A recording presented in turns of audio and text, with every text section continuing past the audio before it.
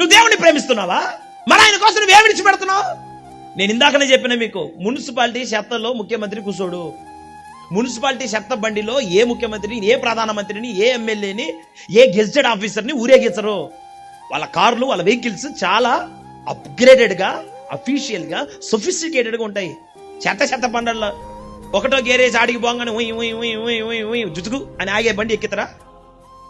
నిన్ను దేవుడే ఏలాలంటావు, దేవుడే నీకు రాజుగా ఉండాలంటావు, దేవుడు నీ కుటుంబానికి అధిపతిగా ఉండాలంటావు, ఇంటికి గడప కూడా చెక్కరేసుకుంటావు. యేసుక్రీస్తు గృహమునకు అధిపతి, ఇంట్లో నుంచి తపేయాలని సొట్టపోయి బయటపడుతుంది.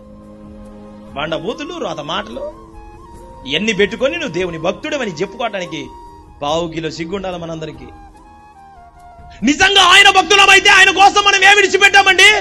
ఏమి విడిచిపెట్టారు మీరు? వారు తమ స్థిరాస్తులను, చరాస్తులను అమ్మి అపోస్తలుల పాదాల దగ్గర పడేశారు, దేవుణ్ణి ప్రేమించారు కనుక. ఏం చెప్పమంటారు మీకు ఈ పూట?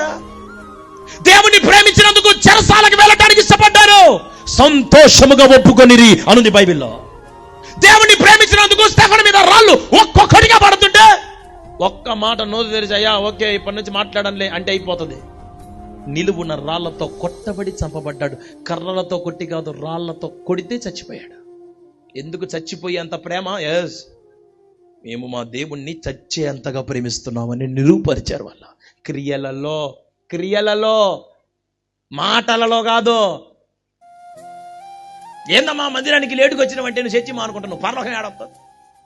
ఒకవేళ పరలోకంలో లేటు ఏందక్క ఇక్కడికి చచ్చినావు? అవును మరి మేము నిన్ను నెడితే కదా ఆడి నుంచి మళ్ళీ నరకానికి పోయేది. నీకు ఏడే ఓపిక లేదు, ఆడే ఉంటుంది ఓపిక నీకు. నేను 100 సార్లు చెప్పిన ప్రపంచానికి, ఇప్పుడు చాలా స్థలాలలో చెప్పినా, మీకు కూడా చెబుతున్నా, పరలోక రాజ్యం అనేది మంగళగిరి ఎంఆర్ఓ ఆఫీస్ లాంటిది కాదు. ఎప్పుడు బాగా తలుపులు తీసుంటాయని అనుకోమాకండి.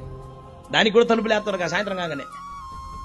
పరలోక రాజ్యం ఎప్పుడైనా ఎట్టైనా ఏ రకంగా రావచ్చు అనుకున్నావు? నువ్వు విడిచిపెట్టాల్సింది విడిచిపెట్టకుండా నువ్వు దేవుణ్ణి ప్రేమిస్తావా?